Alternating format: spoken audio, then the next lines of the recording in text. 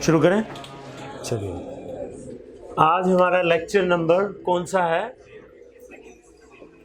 Lecture number 6। अभी हमारा पहला चैप्टर चल रहा है, इंट्रोडक्शन।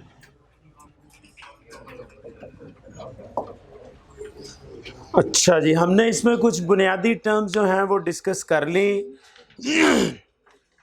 अब हम जो एरियाज डिस्कस कर रहे हैं वो सिर्फ अंडरस्टैंडिंग के एतबार से अहम नहीं है, वो एग्ज़ाम पॉइंट ऑफ व्यू से भी अहम है। इसकी जो सारी टर्म्स हैं ना वो बड़ी बेसिक टर्म्स थी। जैसे हमने मिसाल के तौर पे बात की, कॉस्ट ऑब्जेक्ट क्या होता है, कॉस्ट का यूनिट ऑफ मेजरमेंट क्या होता है, cost centre, revenue centre, financial accounting, management accounting, cost accounting का आपस में डिफरेंस। ये अंडरस्टैंडिंग के एतबार से, कॉन्सेप्ट बिल्डिंग के एतबार से अहम चीज़ें हैं। लेकिन एग्ज़ाम पॉइंट ऑफ व्यू से जो आज का हमारा लेक्चर होगा, जो इसमें हम डिस्कस करेंगे, वो एग्ज़ाम पॉइंट ऑफ व्यू से बहुत अहम है। अगर मैं उसकी एग्ज़ाम वेटेज देखूं तो उसमें को होली सोली एक्सक्लूसिव क्वेश्चन तो नहीं आएगा मेरे ख्याल में। लेकिन मेरा अपने जो एक्सपीरियंस है उसको सामने रखूं तो आपको कम से कम 5-7 नंबर का एरिया ना इन टॉपिक से रिलेट करता हुआ एग्ज़ाम में हर अटैम्प्ट में नज़र आएगा। 5 से 7 जो आज हम डिस्कस करेंगे, थोड़ा सा हमने कल भी उसको डिस्कस किया था, तो इसकी एग्ज़ाम सिग्निफिकेंस वो ज़्यादा है। बाकी चैप्टर्स के जो हमने कंटेंट्स पढ़े उनकी कॉन्सेप्चुअल सिग्निफिकेंस अहम है, उसको आपने आगे बार बार फ्रीक्वेंटली पढ़ना है। लेकिन जो आज हमने पढ़ना है, जो कल थोड़ा सा हमने पढ़ा, उसकी एग्ज़ाम सिग्निफिकेंस बहुत है, तो इसलिए उसको ज़रा ज़्यादा कंसंट्रेशन के साथ पढ़िएगा। तो कल हम एक टॉपिक डिस्कस कर रहे थे डिसीजन मेकिंग के एतबार से, cost related to decision making. वो कल थोड़ा सा आपको पता है आधा घंटा था, टाइम कम था, तो जल्दी जल्दी में भी कुछ बात हुई। अच्छा, मैं यहाँ पे एक और बात आपसे शेयर कर दूँ। ओरिजिनली हमारा जो कॉस्ट अकाउंटिंग की क्लास का प्लान टाइम था वो था रोज़ाना 1.25 घंटा, क्योंकि सिलेबस जो है ये इसका बड़ा रिजनेबली कम हो गया। पहले जो था वो तकरीबन इसमें बजट्स थे, कॉस्ट ऑफ कैपिटल था, इंस्ट्रूमेंटल फाइनेंशियल इंस्ट्रूमेंट्स थे, सस्टेनेबिलिटी, ये कुछ 30% सिलेबस कम हो गया। तो उस वक्त हम इसको पढ़ाते थे 1.5 घंटा डेली के एतबार से। अब दूसरे इंस्टीट्यूट्स को भी मैंने देखा, हमने भी यहाँ पे प्लान इसको 1.25 घंटे का किया था, लेकिन चूँकि बीच में जुमा आ रहा था ना, तो हमने फिर इसको 1.5 घंटे के ऊपर कर दिया। अब 1.5 घंटे में अगर आप मिसाल के तौर पे लगाएं तो 6 दिन में 15-15 मिनट अगर आप हर लेक्चर में इजाफा करें तो वो 1.5 घंटा तो तकरीबन हमने वहीं पे कवर कर लिया। तो जुमे का जो वक्त है आधा 1 घंटा, वो समझ लें आपको एक एडिशनल बोनस मिल गया। तो प्लान टाइम जो हमारा है, हमने 1.25 घंटे से 1.5 घंटा करके, ये वाला जो हमारा थोड़ा मसला आ रहा है कि जुमे को हमें को 45 मिनट जो पहले छोड़ना पड़ता है, तो आलमोस्ट हम उसको प्लान करते वक्त ये फैक्टर कंसीडर कर चुके हैं। तो लिहाजा अब ये ना समझेगा कि ये कोई टाइम कॉन्स्ट्रेंट है या कोई प्रॉब्लम है या हम इसको थोड़ा तेज़ी के साथ करेंगे, ऐसी बात नहीं है। हमने जो अपना प्लान टाइम रखा हुआ है ना, उसी के मुताबिक ही इसको टेलर मेड किया है। एक तो ये मैंने बात करनी थी। तो अब हम ये शुरू करते हैं, कॉस्ट रिलेटेड टू डिसीजंस। इसमें कौन कौन सी कॉस्टें हमने कल पढ़ी थी? अवॉइडेबल कॉस्ट और अनअवॉइडेबल, ठीक, और साथ ही अपॉर्चुनिटी। अच्छा, ये ऊपर वाली तो तकरीबन हम समझ गए थे, कंक्लूड हो गई थी। ये अभी बीच में थोड़ी सी चल रही थी तो फिर हमारी क्लास का टाइम ख़त्म हो गया। अवॉइडेबल हमने कहा, ये चूँकि रिज़ल्ट इसका डिसीजन मेकिंग से ताल्लुक़ रखता है, तो ये डिसीजन के रिज़ल्ट की सूरत में आप करेंगे। अगर डिसीजन नहीं लेंगे तो फिर आप अवॉइड करेंगे। अमूमी तौर पे जो आपकी वेरिएबल कॉस्ट्स होती हैं ना, आगे हम आज पढ़ेंगे वो वेरिएबल कॉस्ट, वो सारी अवॉइडेबल कॉस्ट होती हैं। अगर आपने कोई डिसीजन लिया तो वो कॉस्ट बढ़ जाएगी। मिसाल के तौर पे मैं ये कहूँ कि हम प्रोडक्शन एक्टिविटी बढ़ा देते हैं तो जो अवॉइडेबल कॉस्ट है वो बढ़ना शुरू हो जाएगी। अगर हम प्रोडक्शन कैपेसिटी कम कर देते हैं तो वो अवॉइडेबल कॉस्ट जो है वो कम होना शुरू हो जाएगी। और अगर हम प्रोडक्शन ही ज़ीरो कर देते हैं तो अवॉइडेबल कॉस्ट वैसे ही ज़ीरो हो जाएगी। तो ये वेरिएबल कॉस्ट होती है कि जो प्रोडक्शन के बढ़ने से बढ़ जाए, कम होने से कम हो जाए, प्रोडक्शन ना करे तो वैसे ही खत्म हो जाए। तो it's up to the decision. ठीक, वेरिएबल कॉस्ट कौन सी है? डायरेक्ट मटेरियल है, डायरेक्ट लेबर है, या वेरिएबल ओवरहेड्स है, मैन्युफैक्चरिंग ओवरहेड। अच्छा, अनअवॉइडेबल कॉस्ट ये कमिटेड कॉस्ट होती है, इसको आप किसी सूरत अवॉइड नहीं कर सकते। आप प्रोडक्शन कैपेसिटी बढ़ा दें या प्रोडक्शन कैपेसिटी कम कर दें, बिल्कुल ही प्रोडक्शन ना करें, फिर भी आपको ये कॉस्ट इनकर करनी है, ये अनअवॉइडेबल है। अमूमी तौर पे ये फिक्स कॉस्ट होती है, जैसे फैक्ट्री रेंट हो गया या इंश्योरेंस हो गई या डेप्रिसिएशन ऑफ इक्विपमेंट्स हो गई, तो ये अमूमी तौर पे ये कॉस्ट आपको कमिट करनी पड़ती है regardless of the activity of your production. तो ये अमूमी तौर पे फिक्स कॉस्ट होती है। ये कल बात हमारी चल रही थी अपॉर्चुनिटी कॉस्ट। हमने कहा ये नोशनल कॉस्ट है, ये इमेजिनरी कॉस्ट है, ये एक्चुअल कॉस्ट नहीं है। और ये उस वक्त होती है जब आपके पास किसी डिसीजन के दो ऑप्शन अवेलेबल हों, उनमें से आपने एक एक्सरसाइज करना है। तो जो एक्सरसाइज करना है वो तो आपने बेनिफिट अवेल कर लिया, आपने एक डिसीजन लिया, उसके नतीजे में कुछ आपको बेनिफिट हो गया, तो वो तो आपने अवेल कर लिया। अब वो जो दूसरी अपॉर्चुनिटी अवेलेबल थी, आपने वो अपॉर्चुनिटी छोड़ दी, अब उसके नतीजे में उसका जो रेलिवेंट प्रॉफिट है वो भी छोड़ दिया।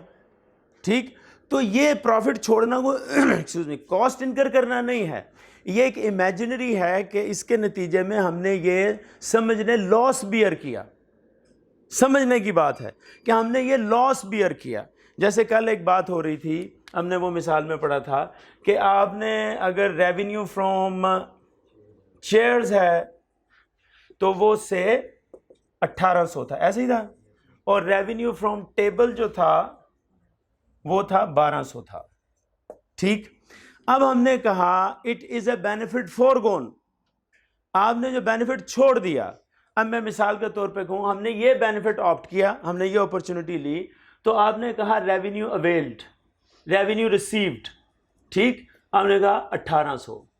अब जो बेनिफिट आपने छोड़ा, जो बेनिफिट छोड़ा वो कौन सा है? ये वाला। आपने कहा रेवेन्यू फॉरगोन, फॉरगोन वो है 1800, तो सॉरी 1200।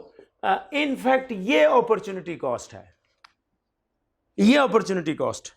ठीक, अगर आप कहते हैं कि मैंने ये बेनिफिट अवेल कर लिया, ये 1200 अवेल कर लिया, अब छोड़ा कौन सा? ये छोड़ा ना, तो बेनिफिट लेफ्ट, बेनिफिट फॉरगोन। तो इनफैक्ट अपॉर्चुनिटी कॉस्ट जो है ना, इमेजिनरी नोशनल, जो आप कहते हैं ये तकरीबन मेरा समझे लॉस हो गया, ये छोड़ दिया मैंने, तो उस सूरत में बेनिफिट फॉरगोन ये हो गई, ये अपॉर्चुनिटी कॉस्ट हो गई। तो जो अपॉर्चुनिटी अवेल की उसका रेवेन्यू तो इनफैक्ट फाइनेंशियल स्टेट में आ ही रहा होगा। ऑब्वियसली जब आप अपनी कॉस्टिंग स्टेटमेंट बनाएंगे तो आपने चेयर्स का बिजनेस किया, तो उसका जो आपको रिसीट्स है, जो बेनिफिट है, जो रेवेन्यू है, वो तो मिल गया ना, वो तो रिफ्लेक्ट होगा फाइनेंशियल स्टेटमेंट में। से यहाँ पे 1800 तो 1800 रिफ्लेक्ट हो जाएगा। तो फिर अपॉर्चुनिटी कॉस्ट, ये जो आपने बेनिफिट छोड़ा 1200 का, ये आपकी एक्चुअली कोई एक्सपेंस नहीं हुआ, कॉस्ट आपकी पल्ले से नहीं पड़ी, लेकिन हमें एक बेनिफिट तो छोड़ना पड़ा ना। तो ये डिसीजन मेकिंग में ये एक इंपॉर्टेंट पॉइंट होता है। तो आप इसको भी शो कर देंगे कि ये बेनिफिट हमने छोड़ दिया। तो अगर ट्रू सेंस में देखें तो अपॉर्चुनिटी कॉस्ट ये है, लेकिन जब आप इसको रिफ्लेक्शन करते हैं डिसीजन मेकिंग में, तो ये तो आपने रेवेन्यू रिसीव कर लिया, ये तो आपने शो करना ही करना है। तो आपको साथ ही कॉस्ट अकाउंटिंग में ये भी समझाया जाता है कि अगर आपने कोई बेनिफिट लूज किया इस अपॉर्चुनिटी को अवेल करने की वजह से, तो ये रेलिवेंट कॉस्ट है, ये इररेलिवेंट कॉस्ट ऑफ डिसीजन मेकिंग नहीं है, ये रेलिवेंट है। तो इसको अपॉर्चुनिटी कॉस्ट को प्रेजेंट करें, हालांकि आपने इसको इनकर नहीं किया, आपने इसको पे नहीं किया, लेकिन डिसीजन मेकिंग से ये रिलेट कर रही है। तो फिर नेट रिजल्ट हम देखेंगे, प्रॉफिट आ रहा है, लॉस आ रहा है, या what ever the figure is. तो एक चीज ये बड़ी क्लियर है कि एक्चुअली जो अपॉर्चुनिटी को छोड़ने का बेनिफिट है ना, वो है अपॉर्चुनिटी कॉस्ट। और उसको प्रेजेंट कैसे किया जाता है, ये चीज जो भी आप अपॉर्चुनिटी वेल करेंगे ये तो आपने शो करनी है। तो अपॉर्चुनिटी कॉस्ट को भी साथ ही शो कर दें, नेट रिजल्ट खुद ही आ जाएगा। So don't go for that net result कि ये प्रॉफिट आ रहा है, ये लॉस आ रहा है, या लॉस इंक्रीज हो रहा है, या प्रॉफिट इंक्रीज हो रहा है, या कोई रिड्यूस हो रहा है। बस एक चीज ध्यान में रखें, मोटी सी बात, अपॉर्चुनिटी कॉस्ट जिस अपॉर्चुनिटी को आपने छोड़ा उसके बेनिफिट को कहते हैं। तो यहां पे फिर मैं रिपीट कर दूं, अगर ये अपॉर्चुनिटी अवेल की तो ये 1200 अपॉर्चुनिटी कॉस्ट, ठीक, और अगर ये अपॉर्चुनिटी अवेल की तो ये 1800 opportunity cost. Simple is that. अब इसके आगे कैलकुलेशन में ना जाएं कि ये प्रॉफिट है, ये लॉस है, प्रॉफिट कम हुआ, लॉस कम हुआ। बस जो आपने एक्चुअली किया वो तो आपका डिसीजन मेकिंग में रिफ्लेक्ट हो ही रहा है। अब जो चीज कंसीडर नहीं होती, कॉस्ट अकाउंटिंग, मैनेजमेंट अकाउंटिंग ये कहती है कि वो डिसीजन से रिलेट करती है, उसको भी कंसीडर करें और उसको नाम दे दें opportunity cost. Is it simple? तो नेट रिजल्ट खुद ब खुद आ जाएगा, वो प्रॉफिट हो वो लॉस हो, उस डिबेट में ही नहीं पड़ना। बस दो चीज़ें प्रेजेंट करनी है, एक तो आपने अपॉर्चुनिटी अवेल्ड को प्रेजेंट कर दिया, वो तो इन एनी केस करना है, वो तो एक्चुअली टेक प्लेस हुआ या होगा। और जो चीज़ इमेजिनरी है, जो चीज़ मिस कर देते हैं लोग, लेकिन डिसीजन मेकिंग से वो रिलेट करती है, वो रेलिवेंट कॉस्ट है, तो वो है अपॉर्चुनिटी कॉस्ट। तो अपॉर्चुनिटी कॉस्ट मेरे ख्याल में अब आपको बिल्कुल क्लियर हो गया होगा कि ये जो अपॉर्चुनिटी का बेनिफिट था जिसको छोड़ा, उसको हम अपॉर्चुनिटी कॉस्ट कहेंगे। अगर ये अपॉर्चुनिटी अवेल की तो फिर ये छोड़ा तो ये अपॉर्चुनिटी कॉस्ट हो गई, अगर ये अवेल की तो फिर ये छोड़ा तो फिर ये अपॉर्चुनिटी कॉस्ट हो गई। Is it okay? No problem. बेटे देखिए, नेट खुद ब खुद होता है। असल में एक डिसीजन कर रहे हैं ना आप, डिसीजन कर रहे हैं, तो डिसीजन में आपने कहा जी ये डिसीजन है, ये हमारा रेवेन्यू रिसीव्ड है, ठीक हो गई बात? तो ये तो लिखेंगे ना डिसीजन में कि हमने चेयर्स बेची तो उससे ये हमें रेवेन्यू आ गया। अब जो मिस होने का चांस है ना, जो डिसीजन से रिलेट करता है, वो ये है कि आपने जो अपॉर्चुनिटी छोड़ी उसका आपने रेवेन्यू भी छोड़ दिया, तो उसको भी कंसीडर कर लें, तो वो खुद ब खुद नेट हो जाएगा। नेट करने की ज़रूरत नहीं है। मैंने आपको कहा था सिंपल केस है कि आप इसको तो रिप्रेजेंट करेंगे फाइनेंशियल स्टेटमेंट में, डिसीजन केस में, जैसे यहाँ पर एग्जांपल में भी किया हुआ। ये चीज़ मिस होने का डर होता है कि जो अपॉर्चुनिटी अवेलेबल थी ना, उसके ऊपर चूंकि कॉस्ट नहीं इनकर हो रही, तो आप ये समझते हैं कि ये रेलेवेंट हो गई। वो कहते हैं नहीं, ये रेलिवेंट है। मिसाल के तौर पे एक आदमी ये कहता है ये बिल्डिंग है, तो वो कहता है मैं अपना बिजनेस करूं तो मुझे इससे 50 लाख रुपए आ जाएगा। मैं भाई दिवे बात करूं, अच्छा अगर वो रेंट पे दे दे तो उसको 20 लाख रुपए आएगा। अब वो कहता है कि मैं 50 लाख रुपए का अपना बिजनेस कर लेता हूं, तो जो रेंट छोड़ा, रेंट भी तो छोड़ा ना, वो 20 लाख रुपया वो कहेगा अपॉर्चुनिटी कॉस्ट। अब अगर वो कहे मैं रेंट पे दे देता हूं, मैं रेंट पे दे देता हूं, मैं बिजनेस नहीं करता इसमें, तो फिर उसने 20 लाख रुपए का रेंट रिसीव कर लिया, लेकिन वो जो 50 लाख रुपए बिजनेस से आपको जनरेट होने थे वो आपने छोड़ दिए, तो फिर वो अपॉर्चुनिटी कॉस्ट। यानी जो अपॉर्चुनिटी अवेल कर ली वो तो डेफिनेटली बिजनेस को अफेक्ट करेगी, वो तो डिसीजन को अफेक्ट करेगी, लेकिन जो आपने अपॉर्चुनिटी छोड़ी उसका जो रेलेवेंट रेवेन्यू है वो भी रेलिवेंट है, रिलेट करता है आपके डिसीजन से, उसको भी शो करें, कंसीडर करें। बस ये मतलब है इसका। तो मैनेजमेंट अकाउंटिंग में अपॉर्चुनिटी कॉस्ट के बगैर सवाल बहुत कम बनता है। अपॉर्चुनिटी कॉस्ट हो सकता है एग्जाम में आपको 2 सवालों में टेस्ट हो जाए कि आपने वो जो डिसीजन लेना है उसमें 1-2 अपॉर्चुनिटी कॉस्ट होंगी, उसको आपने रिफ्लेक्ट करना है अपने डिसीजन में। तो लिहाजा एग्जाम पॉइंट ऑफ व्यू से ये अहम चीज़ है।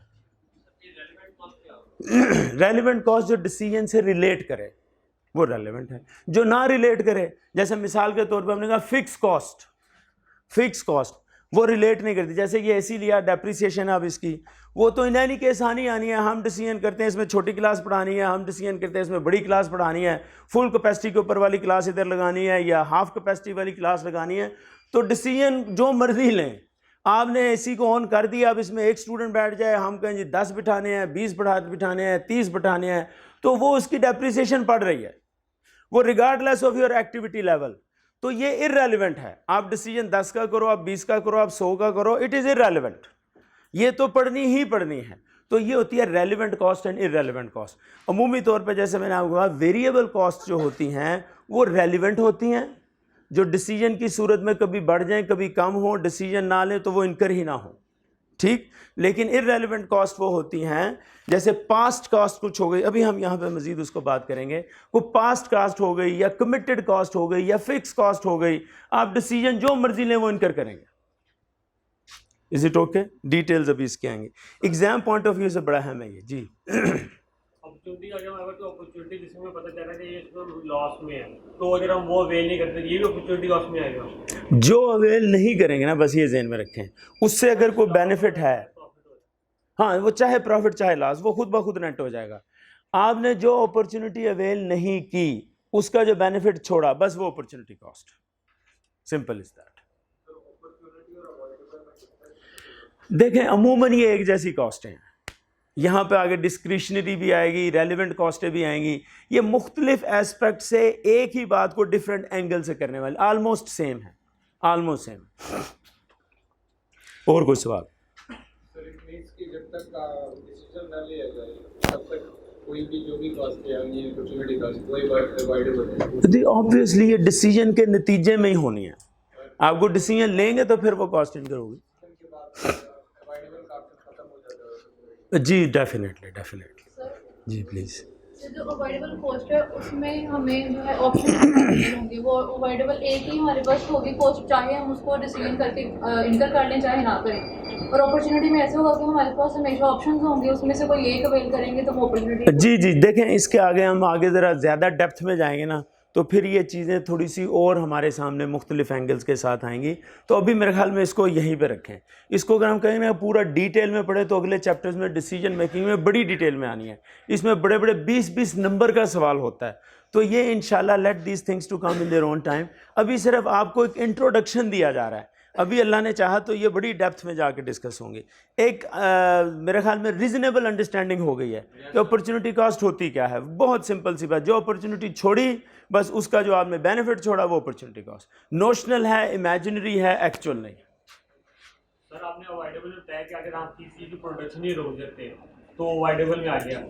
हालांकि जबकि अवॉइडेबल ये नहीं होता सर, अगर हम कोई चीज़ बना रहे हैं उसमें एक प्रोसेस है जो कि हम अवॉइड कर सकते थे और हमने वो अवॉइड नहीं की, ये उसमें नहीं है। ये उसमें भी है, उसकी एक मिसाल है अवॉइडेबल की। अवॉइडेबल बहुत सारे प्रोसेस हैं। ये जो आपने अभी बात की, एक डिसीजन होता है shut it down to process it further, तो वो उस सूरत में ये अवॉइडेबल है। शट इट डाउन करें तो हमारा main course of business change हो जाएगा। वो मेन कोर्स ऑफ बिजनेस अमूमी तौर पे शट डाउन नहीं होता है। शट डाउन में होता है कोई एक डिपार्टमेंट बंद कर दें। जैसे मिसाल के तौर पे हम मैन्युफैक्चरिंग कर रहे हैं तो वो कह रहा है बाई करना शुरू कर दें, तो मैन्युफैक्चरिंग शट डाउन हो गया ना। अब बाई की कॉस्ट रेलिवेंट हो गई। इस सूरत में अवॉइडेबल जो आपकी वो शट डाउन कॉस्ट है वो अवॉइडेबल हो जाएगी। ये चीज़ें अभी बड़ी डिटेल में आनी हैं। अभी इसको प्राइमरी लेवल पर रहने दें, अभी इसको इंट्रोडक्टरी लेवल पर रहने दें कि ये हम थोड़ी सी समझ आ गई है, ठीक है आगे जाएंगे इन डेप्थ इसको डिस्कस करेंगे।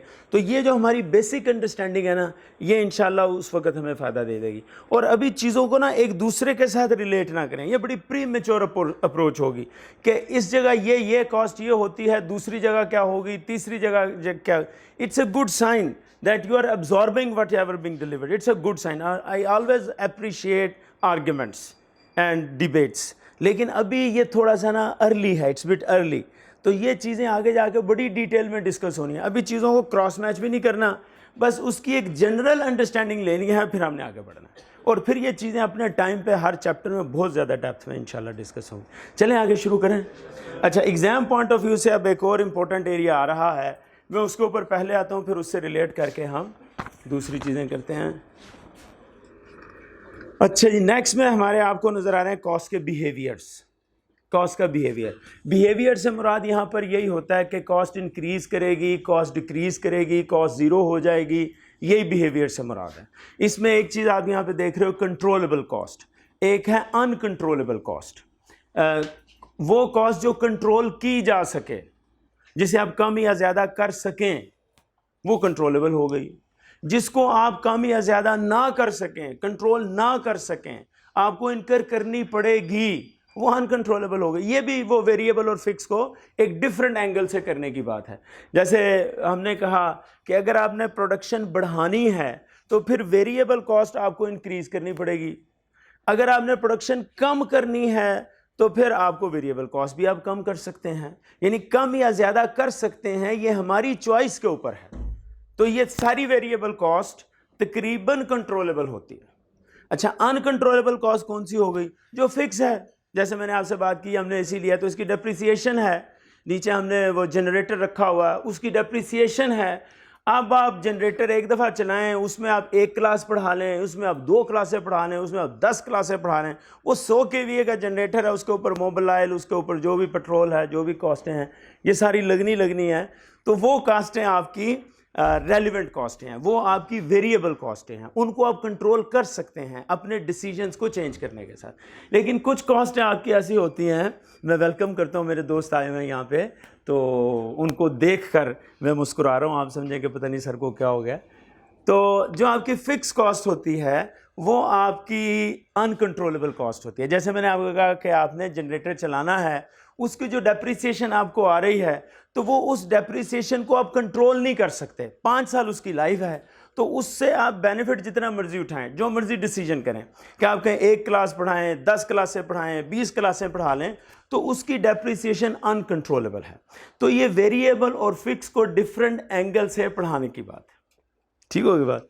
अब हम आते हैं मजीद, डिस्क्रिशनरी कॉस्ट भी वही है। ये भी डिस्क्रिशन आपकी मर्जी को कहते हैं, आपके विल को कहते हैं, आपकी डिसीजन को कहते हैं कि अगर आपने कोई डिसीजन लिया तो ये कॉस्ट इनकर करनी पड़ेगी, अगर आपने कोई डिसीजन ना लिया तो फिर आप इस कॉस्ट को अवॉइड कर दें। तो avoidable cost, discretionary cost, relevant cost, variable cost, ये मुख्तलिफ नाम हैं एक ही तरह के, डिफरेंट एंगल्स के साथ रिप्रेजेंट किए जा रहे हैं। ठीक है, अब हम आते हैं बहुत अहम जो असल में इन सारी चीज़ों से रिलेट करती हैं कॉस्टें, ये कॉस्ट बिहेवियर को असल में रिप्रेजेंट करती हैं। एक हो गई आपकी फिक्स कॉस्ट, एक हो गया आपकी वेरिएबल कॉस्ट, और एक आपकी हो गई सेमी वेरिएबल कॉस्ट। ये मेन है, स्टेप कॉस्ट बीच में डिस्कस कर लेते हैं। फिर मैं बता दूं कि ये चीज़ें भी बहुत बुनियादी सतह के ऊपर हैं। ये बार बार अब आपके जितने भी चैप्टर्स आने हैं ना, इन्वेंट्री हो गया, लेबर हो गया, ओवरहेड्स हो गया, या प्रोसेस कॉस्टिंग हो गई, या डिसीजन मेकिंग हो गई, उसमें ये कॉन्सेप्ट्स डिस्कस होंगे। तो जब डिस्कस होंगे तो आपका एक थोड़ा सा प्राइमरी लेवल उसमें एक बना हुआ हो ताकि हम इसको आगे चला सकें। जो बात हो रही है वो हो रही है कॉस्ट बिहेवियर की, कि कॉस्ट का बिहेवियर क्या होगा जब आप मिसाल के तौर पे कोई डिसीजन लेते हैं। मैं डिसीजन लेता हूं अपनी प्रोडक्शन को बढ़ाने का। बिजनेस के अंदर जब भी आप कोई भी काम करते हैं ना, तो ऑब्वियसली आदमी उसको बढ़ाना चाहता है, उस एक्टिविटी को बढ़ाना चाहता है। लेकिन बाज़ औक़ात सर्कमस्टेंसेस ऐसे हो जाते हैं कि आपको ना चाहते हुए भी बिजनेस को थोड़ा रिड्यूस करना पड़ता है, मजबूरी हो जाती है ना। जैसे मिसाल के तौर पे पीछे ये कोरोना आया था तो हर जगह पे सैंक्शंस लग गई थी, बैन लग गए थे कि आप क्लासेस नहीं पढ़ा सकते, आधी क्लासेस कर दें, बहुत कम स्ट्रेंथ लेके आएँ। तो ना चाहते हुए भी बिजनेस एक्टिविटी को रिड्यूस करना पड़ा। तो उससे जो वेरिएबल कॉस्टें होती हैं ना, वो कम हो जाती हैं। ज़्यादा करेंगे ज़्यादा हो जाएंगी। जैसे आपने एक ये मैन्युफैक्चरिंग की बोर्ड की, इस पर मटीरियल लगा, इस पर लेबर लगी, ये वेरिएबल कॉस्ट है। आप एक बोर्ड बनाएंगे, इसे मटीरियल लेबर 1000 रुपये का लग गया। अब 2 बोर्ड बनाएंगे 2000 का लग गया, 3 बोर्ड बनाएंगे 3000 का लग गया, 10 बोर्ड बनाएंगे 10,000 का लग गया। अब जब आप इसको रिड्यूस करना शुरू हो जाएंगे, 10,000 से आप 9 पे भी आ सकते हैं, 8 पे भी आ सकते हैं। और अगर आप बिल्कुल ही प्रोडक्शन बंद कर देंगे तो इसके ऊपर ना कोई मटीरियल लगेगा, ना कोई लेबर लगेगी, ये कॉस्ट जीरो हो जाएगी।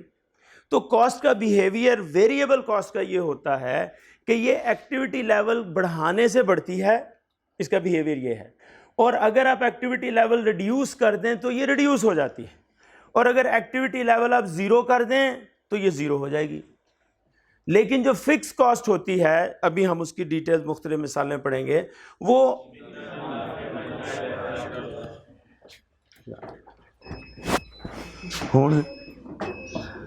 अब भी ना लीला पढ़ लो, ये खुशी और गम दोनों सूरतों में मुसलमान को पढ़ना चाहिए। वैसे ऐसी सूरत में अल्हम्दुलिल्लाह ज्यादा सूटेबल है।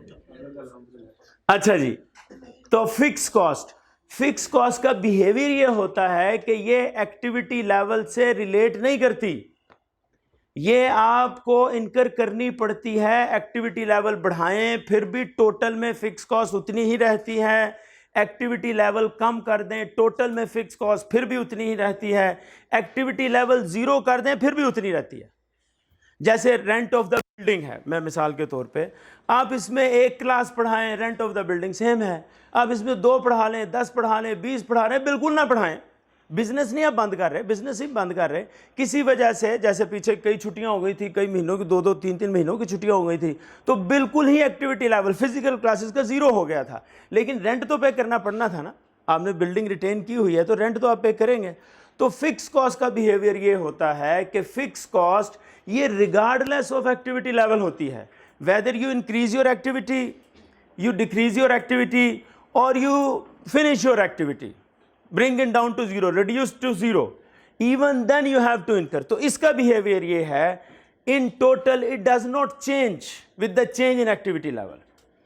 ये 2 मेन कॉस्टें हैं, मेन कॉस्टें 2 ही हैं। एक है वेरिएबल कॉस्ट, हमने उसमें कहा जैसे मटेरियल, लेबर, ओवरहेड्स वगैरह, कि which tends to change with the change in activity level. Activity level ज्यादा वो कॉस्ट है ज्यादा, एक्टिविटी लेवल कम वो कॉस्ट है कम, एक्टिविटी लेवल जीरो वो कॉस्ट भी जीरो। जी जी वेरिएबल कॉस्ट हमारी कोर एक्टिविटी से जी जी जी जी बड़ी अच्छी बात है। ये भी उसका एक एस्पेक्ट है कि वेरिएबल कॉस्ट अमूमी तौर पे कॉस्ट एक्टिविटी से जुड़ी होती है, कोर एक्टिविटी से जुड़ी होती है, लेकिन ऐसे जनरली होता है, एक्सेप्शंस भी होती हैं, बाज़ का कोर एक्टिविटी फिक्स भी हो जाती है। चलिए ये बात समझ में आ रही है जी। अब हम यहाँ से उसको थोड़ा सा पढ़ लेते हैं। एक मैंने अंडरस्टैंडिंग दे दी जी, मैं आ रहा हूँ, मैं उसकी तरफ आ रहा हूँ। ये पिक्चर डायग्राम बनी हुई है। तो मेजर कॉस्टें हैं ये दो, ये दोनों, इन दोनों का, ये वाली जो दो कॉस्ट हैं, इन दोनों में एक्चुअली यही फैक्टर्स हैं बीच में। तो ये समझ में आ गई तो ये खुद ब खुद समझ में आ जाएंगे। तो कुछ कॉस्टें हैं जो फिक्स होंगी, फिक्स होने से मुराद ये है कि इनका बिहेवियर एक्टिविटी लेवल के चेंज होने से बदलेगा नहीं, टोटल में फिक्स कॉस्ट। और फिर जो वेरिएबल कॉस्टें होंगी इनका बिहेवियर बदलेगा, इनका बिहेवियर बदलेगा। अब हम इनको ज़रा यहाँ से देखते हैं, डायग्राम्स आपके सामने हैं, टेक्स्ट भी है। Fix cost, the term fixed cost refer to cost that does not change with an increase or decrease in the number of goods or services produced or sold। कि इन्होंने चेंज नहीं होना, कम या ज्यादा नहीं होना, ये इसका बिहेवियर है। ठीक। Fix cost are expense that have to be paid by the company, आपने उसको पे करना ही करना। Independent of any specific business activity, ये किसी भी एक्टिविटी से, जैसे मैंने कहा प्रोडक्शन है, उससे ये रिलेट नहीं करती। ये चाहे ज़्यादा कर दें चाहे कम कर दें, ये इनडिपेंडेंट होती हैं, उसके ऊपर डिपेंड नहीं करती। वेरिएबल कॉस्ट उसके ऊपर डिपेंड करती हैं। एग्जांपल आ गई, फैक्ट्री का रेंट है, इंश्योरेंस पेड वगैरह है। जैसे फैक्ट्री अगर रेंट पे करते हैं, इस तरह बिल्डिंग के एक इंश्योरेंस भी होती है। तो जैसे हमने यहाँ पे बिल्डिंग की इंश्योरेंस जो है वो करवानी थी, जो लैंडलॉर्ड की रिक्वायरमेंट थी, वो क्योंकि हमने खासी बिल्डिंग डिमोलिश की ना, ये 80% बिल्डिंग डिमोलिश हुई, सिर्फ इसका फ्रंट स्ट्रक्चर जो है वो ही खड़ा है, बाकी तो सारी तकरीबन डिमोलिश हुई। तो कहा जी पहले इसकी इंश्योरेंस करवाएं। हमने गो इस्लामिक इंश्योरेंस करवा ली, लेकिन इंश्योरेंस करवानी पड़ी। अब आप रेगुलरली वो इंश्योरेंस प्रीमियम पे करते रहेंगे। अब वो इंश्योरेंस प्रीमियम पे करके आपको क्लास 1 पढ़ाएं, 2 पढ़ाएं, 10 पढ़ाएं, बिल्कुल ना पढ़ाएं, आपको वो इंश्योरेंस प्रीमियम जो आपने एग्रीमेंट कर दिया वो पे करना है। इसी तरह रेंट भी पे करना है। तो ये कॉस्टें इनडिपेंडेंट, ये डिपेंडेंट नहीं है आपकी एक्टिविटी के साथ। क्या आप एक्टिविटी ज़्यादा करें, आप एक्टिविटी कम करें, एक्टिविटी ना करें, फिर भी ये कॉस्टें आपको इनकर करनी पड़े। ओके। इसका जो ग्राफ है,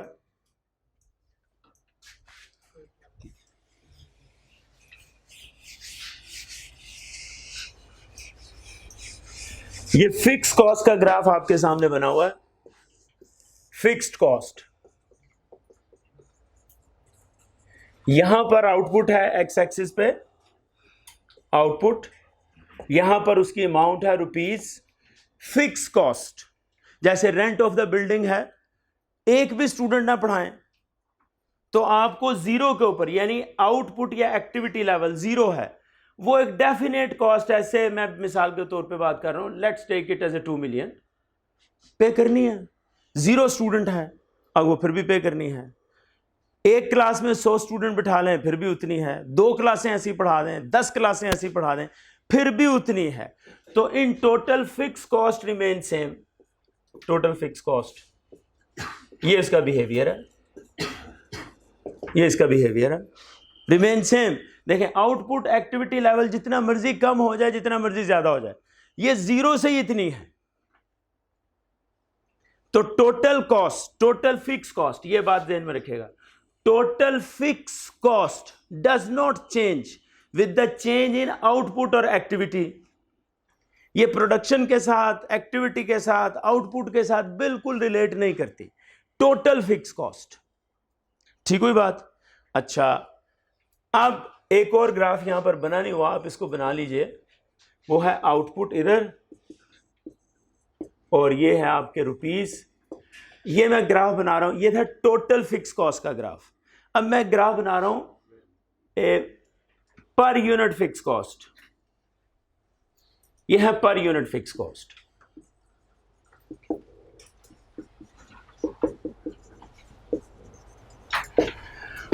वो पर यूनिट कम होता जाता है आउटपुट के बढ़ने से।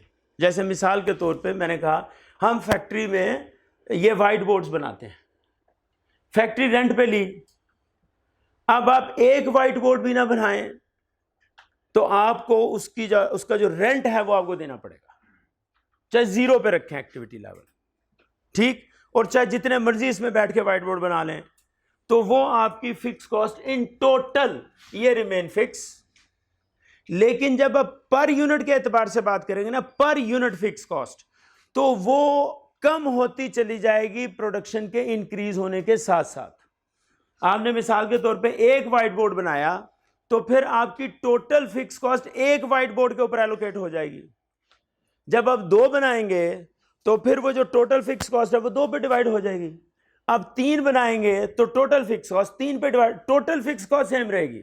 लेकिन प्रोडक्शन के बढ़ने से फायदा ये होगा कि पर यूनिट चार्ज जो होगा ना, पर यूनिट चार्ज वो ड्रॉप होता चला जाएगा, वो ड्रॉप होता चला जाएगा।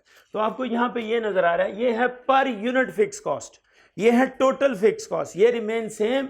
और ये पर यूनिट के ऊपर चूंकि टोटल कॉस्ट सेम रहनी है तो ये आउटपुट के बढ़ने के साथ साथ ये आउटपुट बढ़ रही है, ये आउटपुट बढ़ रही है। आउटपुट के बढ़ने के साथ साथ ये कॉस्ट आपकी रिड्यूस होती चली जाएगी पर यूनिट के एतबार से। तो फिक्स कॉस्ट का बिहेवियर ये हो गया कि fix cost in total remain same regardless of activity. Is it okay? Okay, जरा वाइब्रेंट आंसर चाहिए। तो total fix cost remain same regardless, independent of production और एक्टिविटी, ठीक। लेकिन जब आप फिक्स कॉस्ट को पर यूनिट के एतबार से देखेंगे तो it will decrease with the increase in production level and it will increase with the decrease in production level. Reverse कि per unit fix cost production कम हुई तो ये ज्यादा होगी, तो ये ज्यादा होगी, और अगर आपकी प्रोडक्शन इंक्रीज हो गई तो ये कम हो जाएगी। तो ये रिवर्स पैटर्न में चलती है, increase in output, decrease in per unit fix cost. Are you getting this points? Increase in output, decrease in per unit fix cost, and vice versa के डिक्रीज इन आउटपुट तो increase in, हाँ लफ्ज बड़े अहम हैं, ये नहीं कहना फिक्स कॉस्ट, नहीं फिक्स कॉस्ट नहीं कहना, फिक्स कॉस्ट टोटल भी हो सकती है, पर यूनिट भी हो सकती है।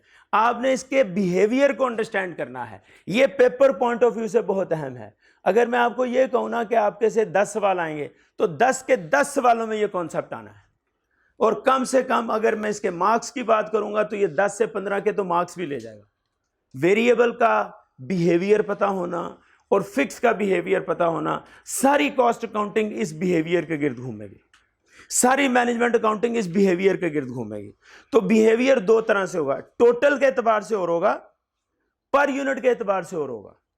तो फिक्स कॉस्ट का बिहेवियर समझ में आ गया कि fix cost total remain same, total remain same, behaviour is clear. लेकिन per unit it changes in reverse order,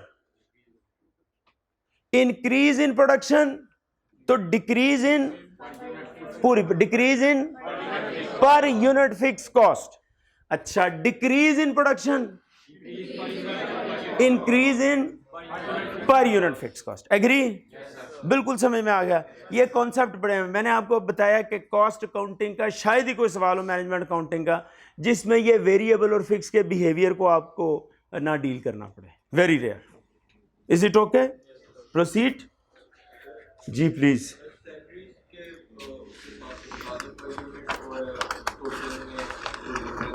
मैं इसकी एग्जांपल यहाँ पे आपके सामने नेक्स्ट पेज में भी करूँगा। सैलरी स्पेसिफिक पॉइंट जब हम करेंगे ना तो उसमें हम इसको डिस्कस कर लेंगे, ठीक है।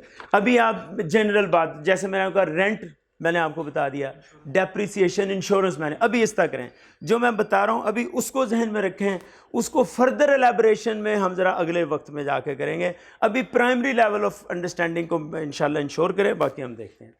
अब मैं आपको आ रहा हूँ दूसरा behaviour, variable cost. Variable cost. Variable कॉस्टें हमने 2-3 पढ़ ली हैं। कौन सी? डायरेक्ट मटेरियल, डायरेक्ट लेबर, यानी which vary with the variation in production. Variable cost कौन सी? Which vary with the variation in production and it varies in direct proportion. Direct proportion समझते हैं ना, कि इनकी निस्बत आपस में कभी ना बदले। जैसे मैंने कहा, एक व्हाइट बोर्ड के ऊपर कॉस्ट आ रही है 10,000, 2 व्हाइट बोर्ड पे 20,000, 3 व्हाइट बोर्ड पे 30,000, 4 व्हाइट बोर्ड पे 40,000। तो प्रोपोर्शन जो असल निस्बत 1 में और 10 में थी, वही आपकी 4 और 40 में है, वही आपकी 100 और लाख में है। बात समझ में आई? तो it varies, variable cost very with the variation in production and very in direct proportion. Direct proportion में बढ़ती है, यानी इसकी जो निस्बत एक आइटम पे थी वो 100 आइटमों पे वही होगी, ओरिजिनल प्रोपोर्शन नहीं चेंज होगी। ठीक, यहां समझे, variable cost expenses that change based on how much company produces and sales. This means that variable cost increase as production rises and decrease as production falls. Labour है, utility expense है, commission है, raw material है। तो मैंने आपको ज़रा इसको थोड़ा सा क्लास के लिए आसान कर दिया। मैंने कहा इट वेरिएबल कॉस्ट कौन सी होती है? Very with the variation in, with variation in production. और दूसरा आपने क्या कहा? हाँ, 2 पॉइंट्स हैं इसमें। जो वेरिएशन का प्रोपोर्शन है that is direct, proportion of variation is direct, or variation is direct. तो समझ में आ गई ना, कि जो 1 और 1 में निस्बत है वो 1 और 2 और 2 में भी है, वो 3 और 3 में भी है, दैट रिमेंस सेम। इसका मैं ग्राफ बनाने लगा हूं। बेटे अभी थोड़ा सा ना हम ज़्यादा इलस्ट्रेशंस की तरफ ना जाएं। जैसे मैं चला रहा हूँ उसको चलाएं, फिर हम इसको डेमोन्स्ट्रेट करेंगे, इलस्ट्रेशंस में आएंगे, तो फिर वहाँ पे, क्योंकि ये जो आप बात कर रहे हैं ये थोड़ी सी मुझे प्री मेच्योर बात लग रही है। सेमी वेरिएबल सेमी फिक्स की तरफ आप जा रहे हैं, और उसमें कुछ फिक्स का एलिमेंट है, कुछ वेरिएबल का एलिमेंट है।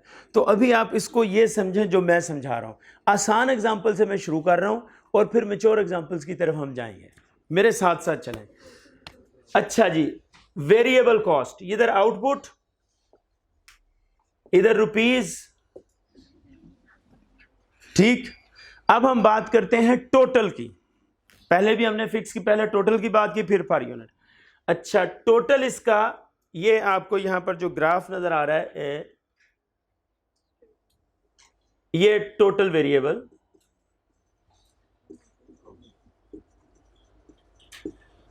कॉस्ट से, ये ₹100 हैं, ये ₹500 हैं, ये ₹1000 हैं।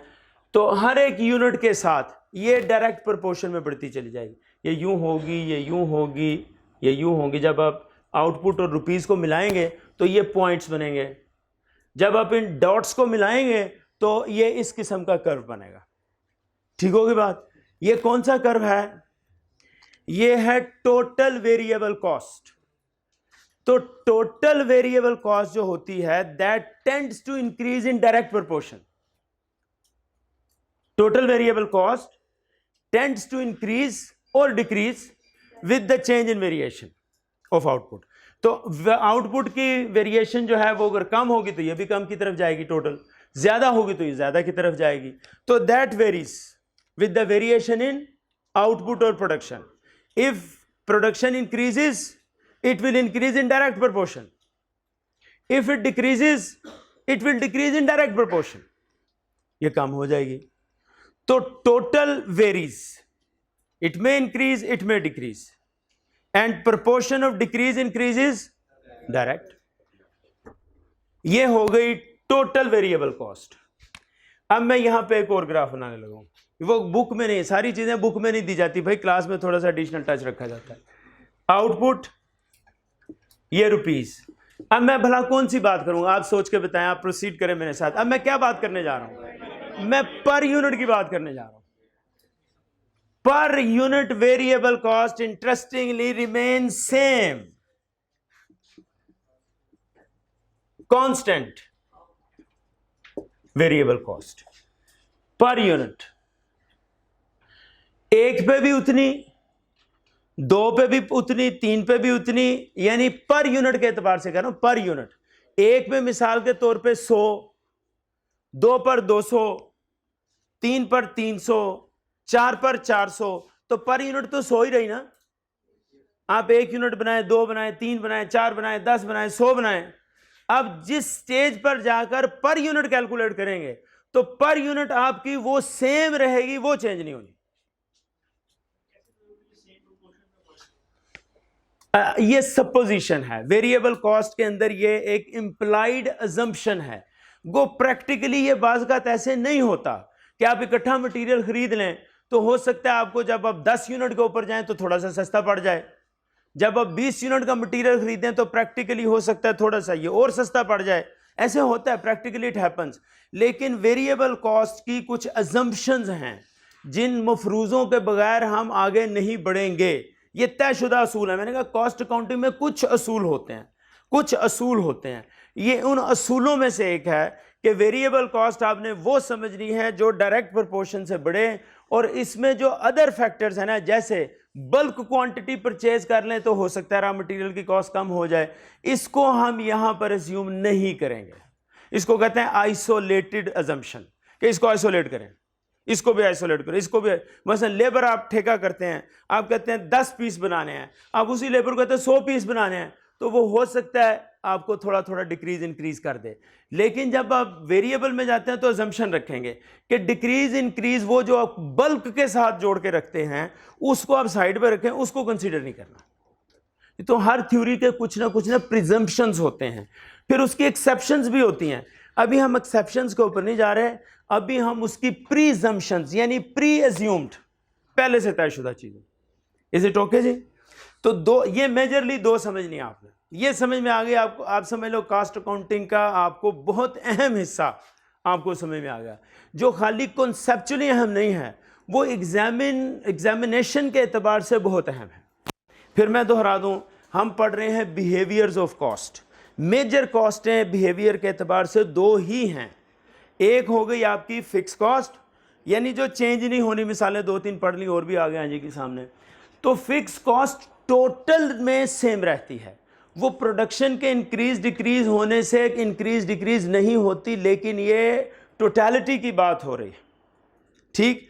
फिर जब आप इसके पर यूनिट के ऊपर जाते हैं तो पर यूनिट रिवर्स ऑर्डर में चलती है, यानी आउटपुट आपका इंक्रीज हुआ तो आपकी fix cost per unit decrease, अगर आपका आउटपुट डिक्रीज हुआ तो पर यूनिट फिक्स कॉस्ट इंक्रीज। ये बहुत अहम आपने पैटर्न में, ये डिसीजन मेकिंग में बहुत काम आएगी चीज, ठीक। अब हम फिर आते हैं वेरिएबल। जो फिक्स कॉस्ट है ये हमारी डायरेक्ट कॉस्ट होगी या इनडायरेक्ट? डायरेक्ट कॉस्ट अमूमी तौर पे वेरिएबल होती है। मैंने जब अमूमी कहा तो जनरली, तो हर जनरल के साथ ना एक एक्सेप्शन भी लगा होता है, तो एक्सेप्शन अभी नहीं, जनरली जो आपकी डायरेक्ट कॉस्ट होती है वो होती है वेरिएबल होती है। फिक्स जो हमारी इनडायरेक्ट होगी, फिक्स जनरली इनडायरेक्ट होती है। अच्छा जी, ये अब हम आते हैं फिर मैं इसलिए एम्फेसिस दे रहा हूं कि ये दो बातें आपको समझ में आ गई। तो कॉस्ट अकाउंटिंग का अगर मैं ये कह दूं सबसे अहम हिस्सा जिस पे सारी कॉस्ट एंड मैनेजमेंट जो है वो कंस्ट्रक्ट हुई है, वो ये है, वो आपको सारा समझ में आ गया।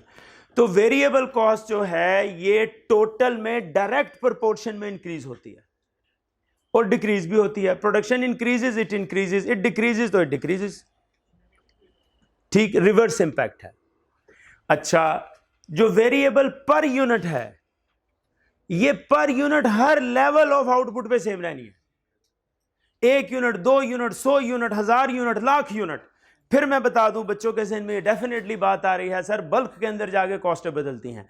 हम बल्क क्वांटिटी को यहां पे आइसोलेट कर रहे हैं, ये अजम्पशंस में ही नहीं है। Is it okay? ग्राफ बना लिए दोनों, आपने चेंज कर लिया, कोई सवाल हो करो।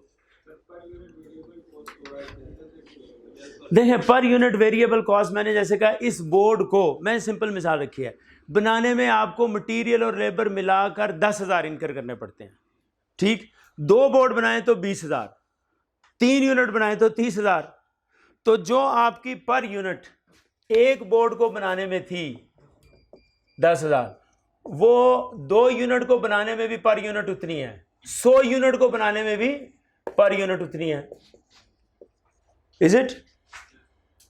तो ये पर unit remain same, per unit remain same. इसको किसी भी जगह पे आप अप्लाई कर लें, मार्कर पे कर लें, डस्टर पे कर लें, बेंच पे कर लें, कुर्सी पे कर लें, तो पर यूनिट रिमेन सेम, लेकिन टोटल इंक्रीज करेगा आउटपुट के इंक्रीज के साथ, डिक्रीज करेगा आउटपुट के डिक्रीज के साथ, और ये इंक्रीज और डिक्रीज डायरेक्ट प्रोपोर्शन में होगी। फाइन, चलिए जी। अच्छा जी, ये एग्जाम पॉइंट ऑफ व्यू से 5 नंबर तक का ये सवाल आ सकता है। अब जो मैं करने लगा,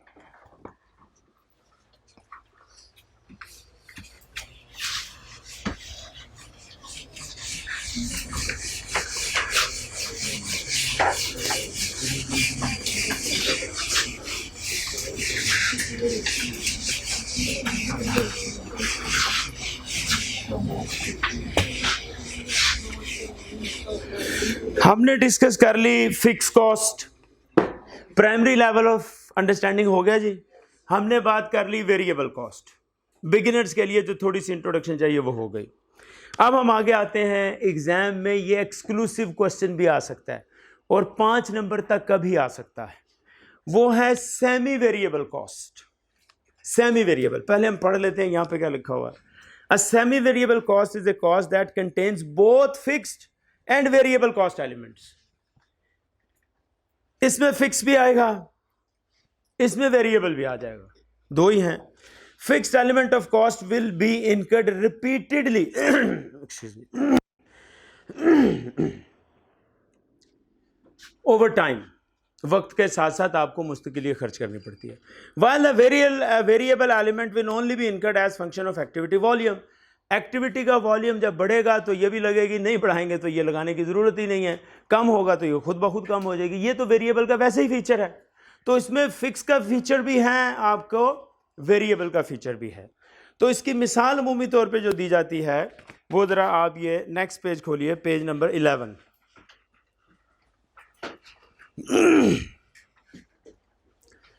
इस पेज नंबर 11 के ऊपर आपको कुछ एग्जांपल्स दी गई हैं।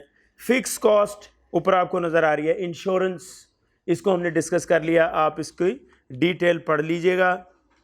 इसकी जरा एक करेक्शन लगा लें, मैं करेक्शन करवा रहा हूं।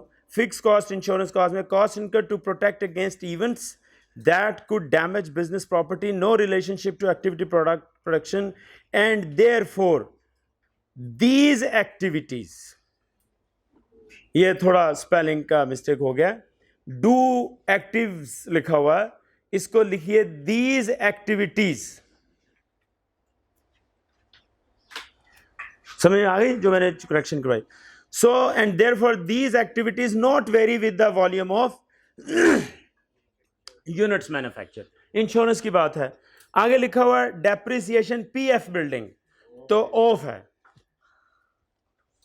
Accounting convention to reflect the reduction in the value of asset due to wear and tear, depreciation को डिफाइन किया गया कि अकाउंटिंग के अंदर डेप्रिसिएशन वियर एंड टियर के साथ जुड़ी हुई होती है, वो डिफाइन किया गया।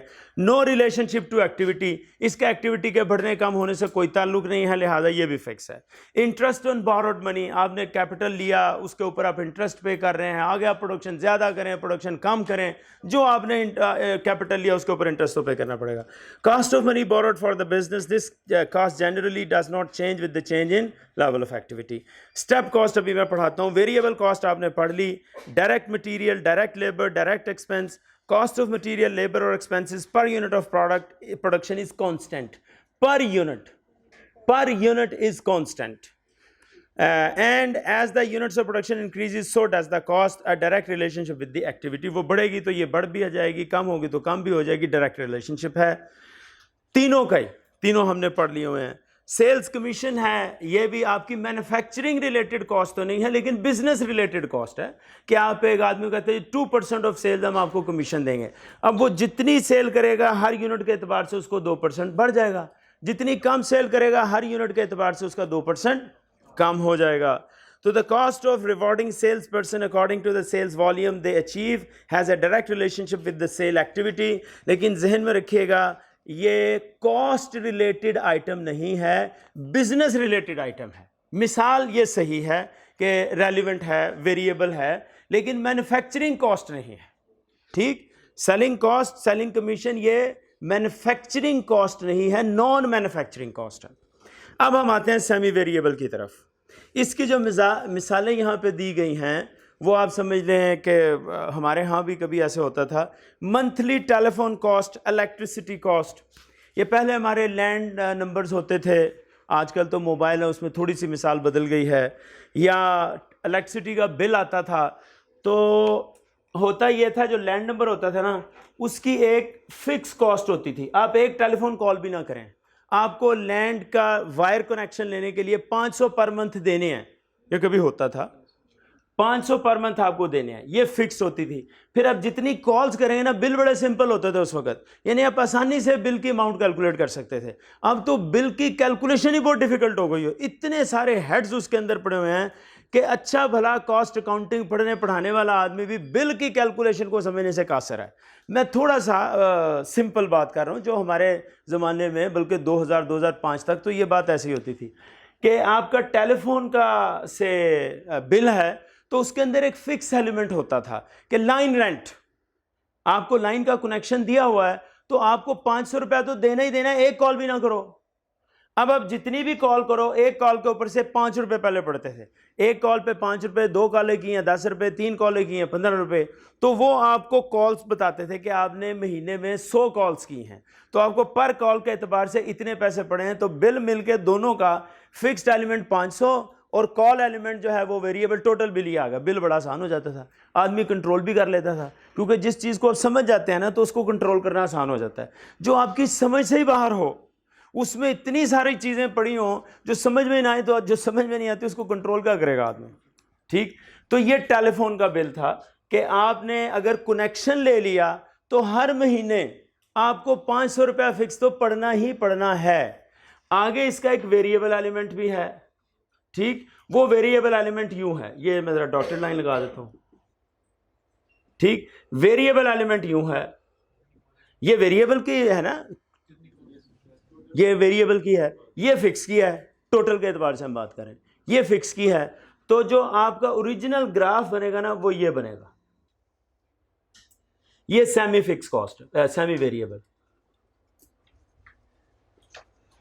यानी जीरो से ये एक फिक्स एलिमेंट से स्टार्ट होगा। वेरिएबल जीरो से यहां से स्टार्ट होती है, ये देखें वेरिएबल जीरो से यहां से स्टार्ट होती है, लेकिन चूंकि इसमें फिक्स का मार्जिन भी है तो जीरो से फिक्स यहां से स्टार्ट होती है। तो जब आप दोनों को शामिल कर देंगे तो स्टार्ट यहां से होगा, बाकी उसका वो वहीं पे रह जाएगा, लैंड नंबर, लैंड रेंट उसका वहीं पे रह जाएगा, फिर आपका पर कॉल जाएगा। तो ओरिजिनल ग्राफ इसका जो लाइन बनेगी वो ये होगी, लेकिन इसके पीछे डॉटेड लाइंस दो हैं, एक फिक्स है एक वेरिएबल है, तो दोनों के फीचर्स आपको सेमी वेरिएबल में मिलेंगे, फिक्स पोर्शन भी मिलेगा और वेरिएबल पोर्शन भी मिलेगा। Is it okay? अच्छा, इसी तरह से ये टेलीफोन बिल की मिसाल थी, तो पहले बिजली के बिल भी ऐसे ही आते थे कि आपने बिजली का कनेक्शन ले लिया ना, कनेक्शन ले लिया है तो कनेक्शन के चार्जेस आपको पड़ने ही पड़ने हैं, 300 रुपया, 400 रुपया, 800 रुपया, बिल्कुल टेलीफोन की मिसाल है। तो वो बिजली फिर आगे पर यूनिट, अब तो पर यूनिट की कैलकुलेशन ही बहुत बड़ी साइंस बन चुकी है, रॉकेट साइंस बन चुकी है।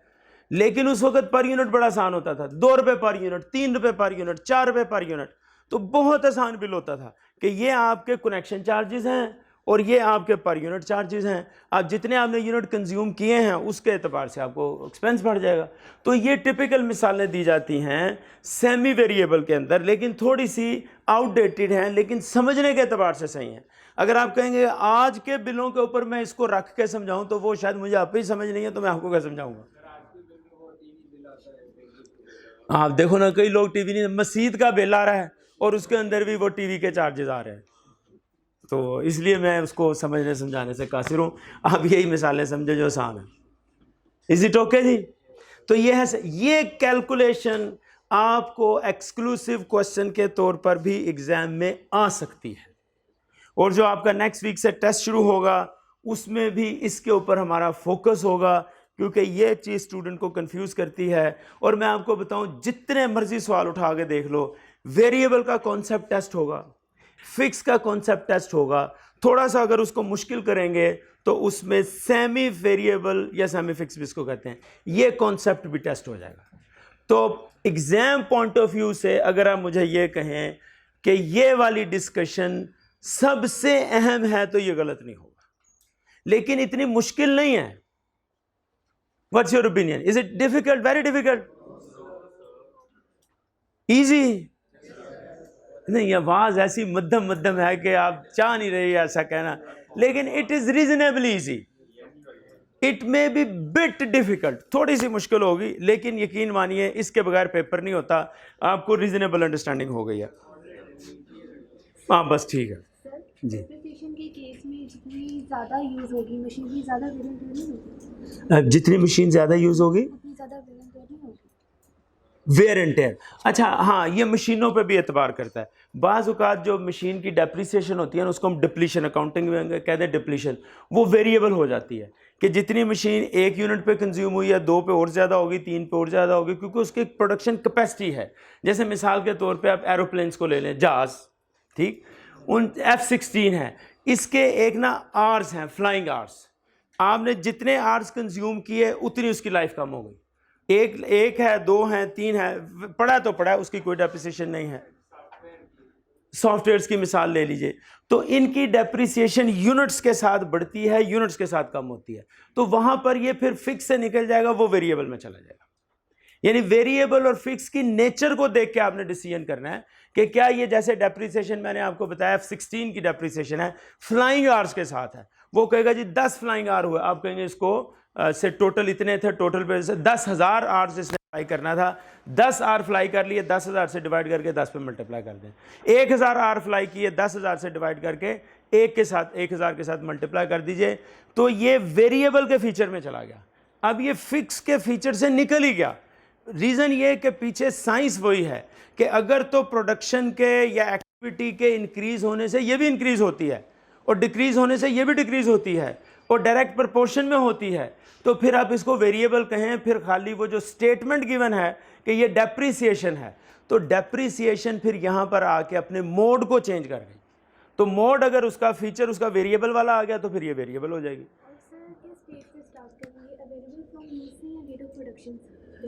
देखें, अमूमी तौर पे जो मैंने मिसाल आपकी दी है ना, ये प्रोडक्शन से स्टार्ट नहीं होगी, ये आपकी उसकी फ़्लाइट के साथ, जैसे हमारे F-16 शायद आपके इल्म में हो, आपकी तो शायद पैदाइश से पहले की बात होगी।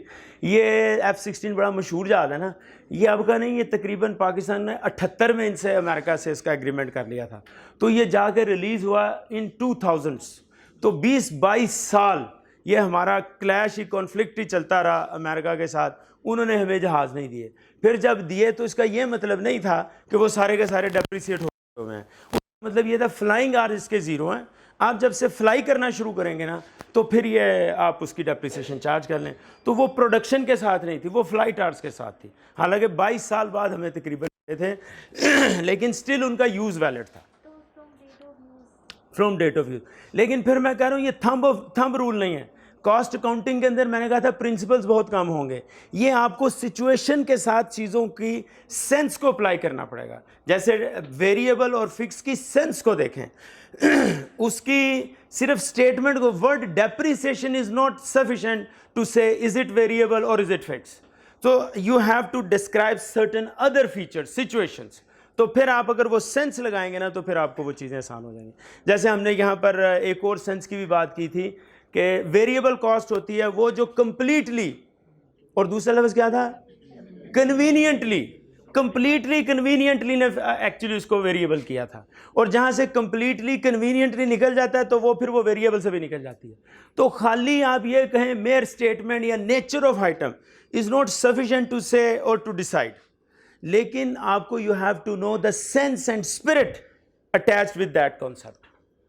तो मुश्किल नहीं है। जैसे हमने कहा वेरिएबल कंप्लीटली आप जहन में रखिए, कॉम्प्रीहेंसिवली जहन में रखिए, कन्वीनियंटली जहन में रखिए, फिर डिसाइड कर लीजिए, क्योंकि ये सवाल आ सकते हैं आपको। इसी तरह वेरिएबल के अंदर आप ये जहन में रखिए, डायरेक्ट जो वेरिएबल कॉस्ट होती हैं कि ये प्रोडक्शन के साथ इंक्रीज़ होंगी अगर प्रोडक्शन इंक्रीज़ होगी, और अगर प्रोडक्शन डिक्रीज़ होगी तो ये भी डिक्रीज़ हो जाएंगी। बस ये सेंस जहन में रखने हैं। फिर उसके बाद जो नेचर ऑफ आइटम दे उसके साथ जो वो स्टेटमेंट देगा ना, वो स्टेटमेंट आपको डाइवर्ट कर रही होगी कि आपने इसको क्या कहना है। Is it okay?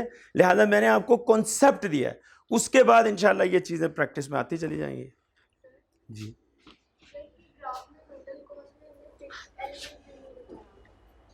Total cost कौन से, फिक्स या variable?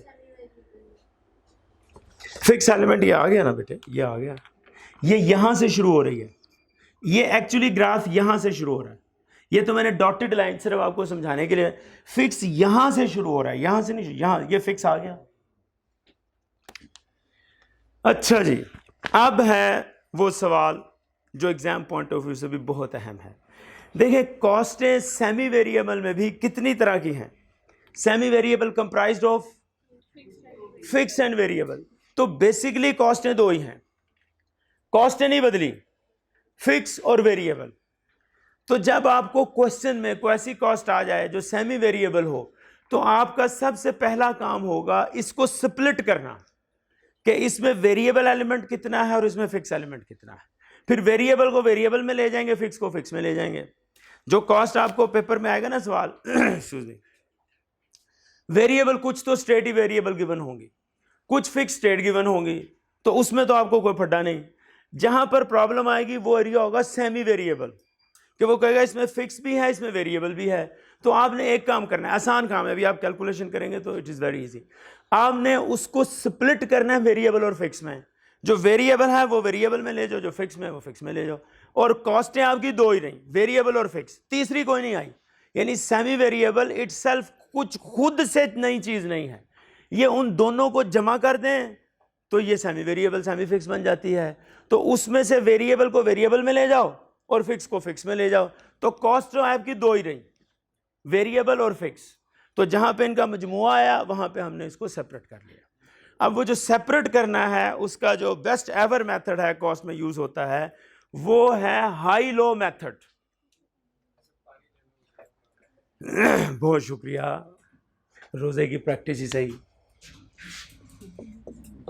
High low method, method किस लिए जनाब?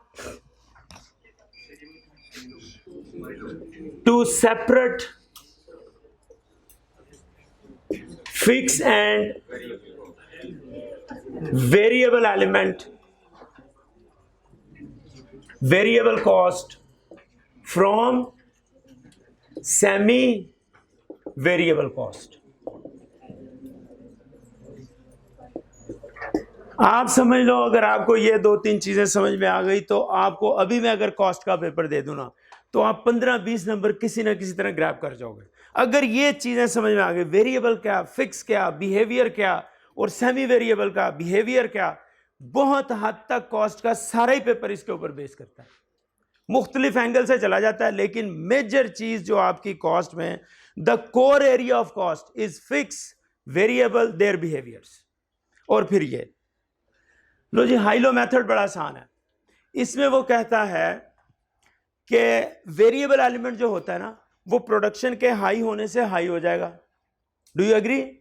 पूरी तरह कंसंट्रेशन चाहिए। और जो प्रोडक्शन डिक्रीज होगी तो ये कम हो जाएगा। और फिक्स एलिमेंट प्रोडक्शन के इंक्रीज डिक्रीज होने से वेरी नहीं करे। दोनों ही एलिमेंट्स इसमें मौजूद हैं। हम पहले वेरिएबल निकाल लेंगे, फिर उसके बाद फिक्स निकाल लेंगे। First step is to determine variable portion, variable portion of cost. मिसाल मैं खुद बना रहा हूं। हाई लो ये दो एक्टिविटी लेवल्स हैं जिन पे कॉस्ट वेरी करती है। एक हाई लेवल, एक लो लेवल ऑफ एक्टिविटी। इसमें यूनिट्स, इसमें यूनिट्स हाई लेवल पे यूनिट्स ज्यादा होंगे ना, से 15,000 यूनिट्स। लो लेवल पे यूनिट्स कम होंगे, से 10,000 यूनिट्स। तो आपने दो लेवल डिफाइन कर लेने हैं, अपर लेवल, लोअर लेवल। चाहे 10 लेवल ही क्यों ना दिए हो, आपने दो ही लेने हैं, एक हाईएस्ट ले लेना है, एक लोएस्ट ले लेना है। ठीक, हमने कहा high level of activity 15,000 units, low level of activity 10,000 units. अब हम कहते हैं इसके ऊपर कॉस्ट, इसके ऊपर कॉस्ट। ये डिस्कशन हो रही है सेमी वेरिएबल की, डिस्कशन हो रही है सेमी वेरिएबल की। आप कहते हैं सर इसके ऊपर कॉस्ट आई से 1 लाख कह लो, चलो ठीक, इसके ऊपर कॉस्ट आई 1,40,000। मैंने वैसे फिगरें सपोज कर लिया भाई, प्रोडक्शन सॉरी ये लो थी, इसके ऊपर कॉस्ट आ गई से 70,000, क्योंकि लो पे कम ही होगी ना, वेरिएबल एलिमेंट भी तो है। हाई लेवल ऑफ एक्टिविटी 15,000, इस पे कॉस्ट आ गई 1 लाख, भी ज़्यादा प्रोडक्शन करेंगे कॉस्ट ज़्यादा होगी। लो लेवल ऑफ एक्टिविटी पे आपके यूनिट से 10,000, उन पे टोटल कॉस्ट, कौन सी कॉस्ट, वेरिएबल, फिक्स या सेमी वेरिएबल?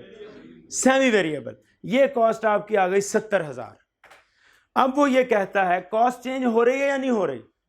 10 से आप 15 पे गए, कॉस्ट तो चेंज हो रही है। अच्छा ये क्यों चेंज हो रही है? अगर ये फिक्स होती तो चेंज ना होती, ठीक। तो इसके अंदर चेंज इसके वेरिएबल एलिमेंट की वजह से है। हम वेरिएबल एलिमेंट ढूंढ लेते हैं, फिर फिक्स खुद ब खुद नजर आ जाएगा। भाई दो चीजों पे एक चीज कॉस्ट मुश्तमिल है ना, एक वेरिएबल पे एक फिक्स पे। अगर वेरिएबल कैलकुलेट हो जाए तो फिक्स तो ऑटोमेटिकली कैलकुलेट हो जाएगी। अब उसका तरीका क्या? High low method. आप कहते हैं चेंज कितनी की चेंज है यूनिट्स में?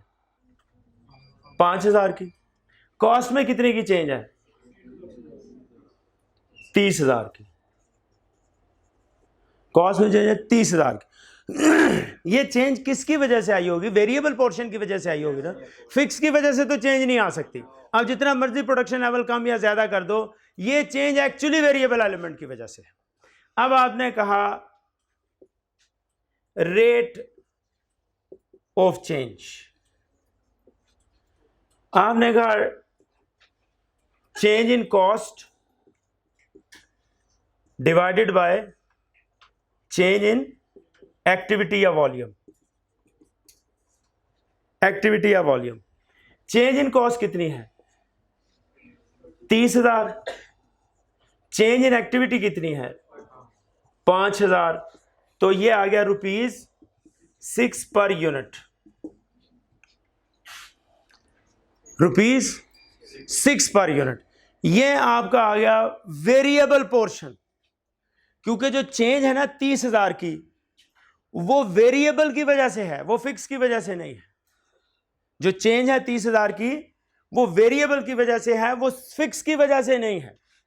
अब इसका मतलब है ये जो रेट आया, चेंज का रेट आया, ये वेरिएबल का रेट होगा, क्योंकि चेंज होनी ही वेरिएबल की बेस पे है, फिक्स की वजह से तो चेंज होनी नहीं है। तो ये जो रेट आया, ये आया वेरिएबल कॉस्ट का रेट, जिसकी वजह से एक्चुअली चेंज हुई, ठीक। तो ये आ गया 6 पर यूनिट। अब मैं देखता हूं इनमें से किसी एक एक्टिविटी लेवल पे अप्लाई कर दें, आपको वेरिएबल फिक्स नजर आ जाएगी। अब मैं कहता हूं से एक्टिविटी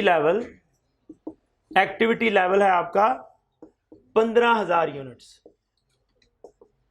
इस पे मैं देखता हूं वेरिएबल कॉस्ट कितनी है। वेरिएबल कॉस्ट पर यूनिट हमारे पास आ गई। कितने यूनिट्स है? 15,000 मल्टीप्लाई बाय 6 कितनी हो गई? 90,000। टोटल कॉस्ट कितनी है? 100,000। 15,000 की एक्टिविटी पे टोटल कॉस्ट है 1 लाख। तो ये जो डिफरेंस है ये क्या है? ये वेरिएबल हो गई, ये टोटल हो गई, तो ये 10,000 क्या है? ये फिक्स कॉस्ट।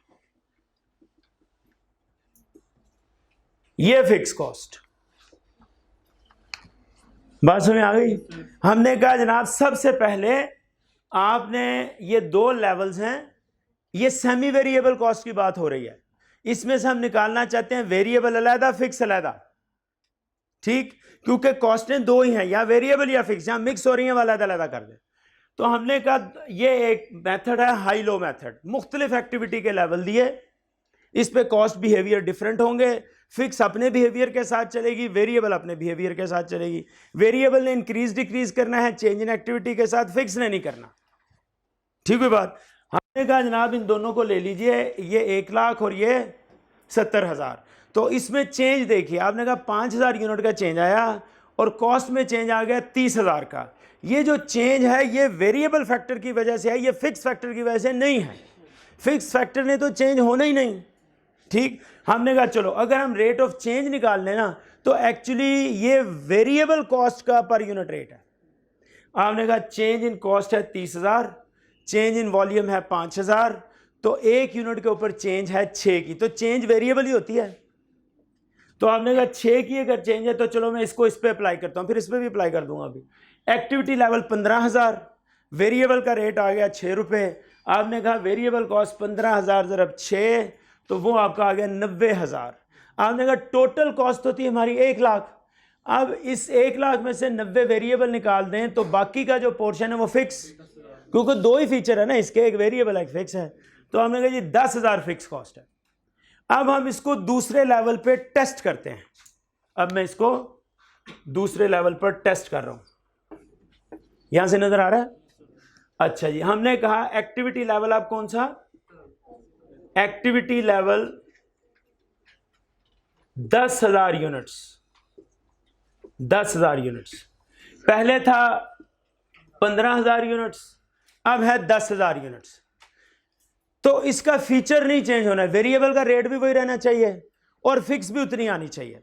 हमने कहा वेरिएबल कॉस्ट, वेरिएबल कॉस्ट कितने यूनिट्स हैं, 10,000 मल्टीप्लाई बाय 6 तो रुपीज आ गए 60,000। टोटल कॉस्ट इस एक्टिविटी लेवल पे कितनी है, इस एक्टिविटी लेवल पे टोटल कॉस्ट है 70,000। तो बाकी का पोर्शन टोटल में से वेरिएबल निकाल दो तो कितना होना चाहिए, fix cost, total fix cost, it is total fix cost, total fix cost. ये वेरिएबल भी टोटल है, कितना जी 10,000। इट मींस दोनों लेवल पे आपको नजर आ गया कि जो टोटल फिक्स कॉस्ट है it remain same. Activity level 15,000 हो गया तब भी 10,000 थी, एक्टिविटी लेवल आपका 10,000 हो गया तब भी 10,000 थी। ठीक, अच्छा वेरिएबल का फीचर भी इसमें है। वेरिएबल हमने क्या कहा, हमने कहा वेरिएबल पर यूनिट रिमेन कांस्टेंट। वेरिएबल पढ़ा था ना कि वेरिएबल पर यूनिट रिमेन कांस्टेंट, वो नहीं चेंज होगा। और फिक्स का हमने कहा टोटल रिमेन कांस्टेंट, हमने कहा फिक्स में टोटल रिमेन कांस्टेंट, और उधर हमने कहा वेरिएबल में पर यूनिट रिमेन कांस्टेंट। दोनों फीचर आपको इसमें मिलेंगे।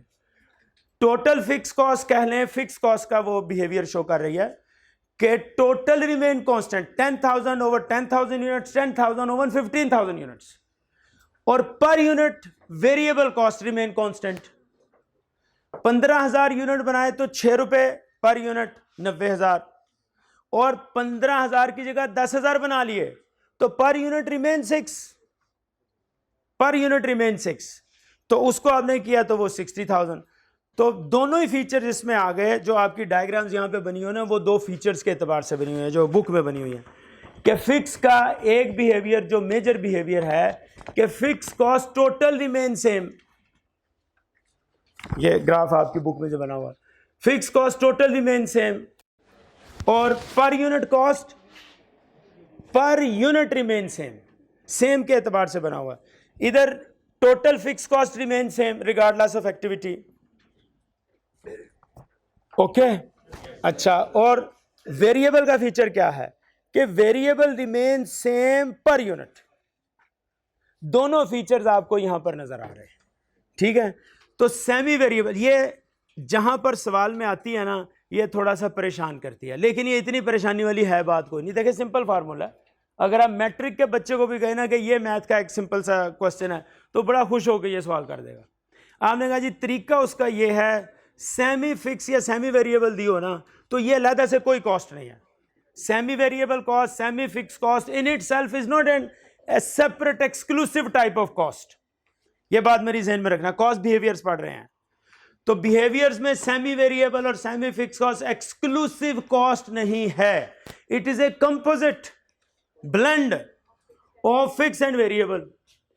आपने इसमें से वेरिएबल अलहदा कर देना है, फिक्स अलहदा कर देना है, वेरिएबल को वेरिएबल कॉस्ट बहुत सारी हैं। जब आप सवाल करेंगे ना तो आपको कई वेरिएबल कॉस्टें आएंगी, तो सेमी वेरिएबल में से वेरिएबल उठा के वेरिएबल के साथ, और इसी तरह कई फिक्स कॉस्टें आएंगी, तो सेमी वेरिएबल में से फिक्स एलिमेंट उठा के फिक्स कॉस्टों के साथ फिर उसको क्लब कर लेना, सवाल आसान हो जाएगा। तो हमने कहा जी करें कैसे, उसका तरीका क्या? हमने कहा तरीका है मशहूर व मारूफ हाई लो मेथड। हाई से मुराद है हाई लेवल ऑफ एक्टिविटी, लो से मुराद है लो लेवल ऑफ एक्टिविटी। दो लेवल्स ले लें, तीन नहीं यहां पे लेने, तीन नहीं, तीन पे ये सॉल्व नहीं होना। चाहे आपको 15 या 20 या 30 एक्टिविटी लेवल दे, एक हाईएस्ट ले लो, एक लोएस्ट ले लो, ठीक, दो एक्टिविटी लेवल ले लो, उन एक्टिविटी लेवल्स पे फिर ये काम कर लो। सबसे अहम काम है to determine variable portion. Variable portion जब डिटरमिन हो गया तो फिर फिक्स पोर्शन को डिटरमिन करना कोई मसला नहीं है, ठीक।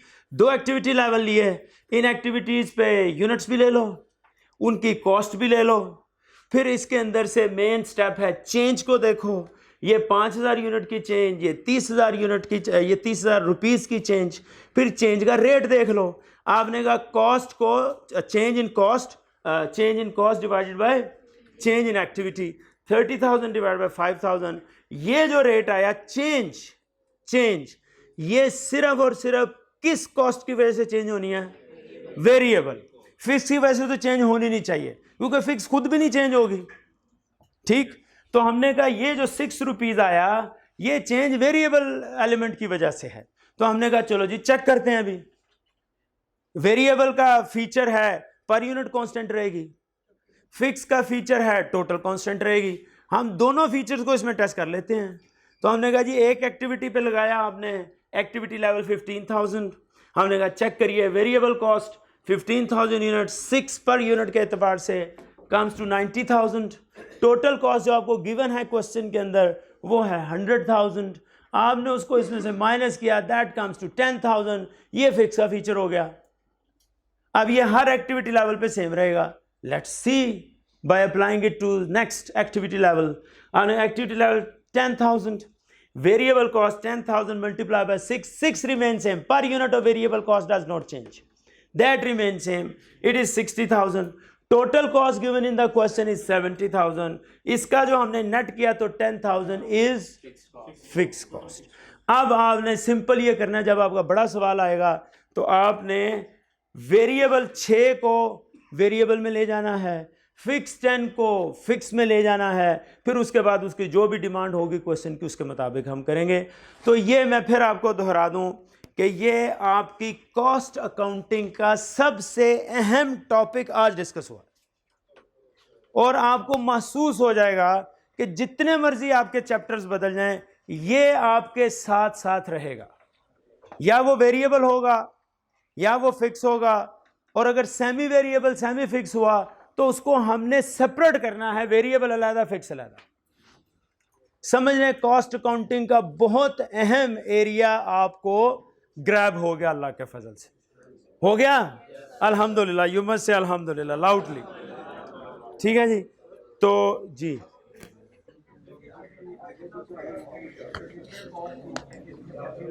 जी जी जी जी जी जी वो डेफिनेटली वो आपका नॉलेज है, आपको नॉलेज से देखना पड़ेगा सेमी वेरिएबल है या वेरिएबल है या फिक्स है, वो नॉलेज से देखना पड़ेगा। वो नॉलेज हमारा अब इंशाल्लाह बढ़ेगा ना।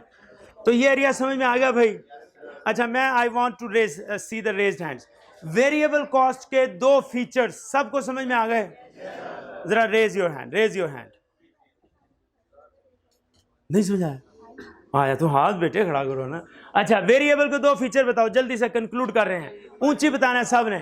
वेरिएबल के दो feature, per unit remain same, total changes and change in direct proportion. Variable फिर बता रहे, फिर जरा मेरे साथ दोहराओ, total changes in direct proportion, increase और डिक्रीज दोनों ही।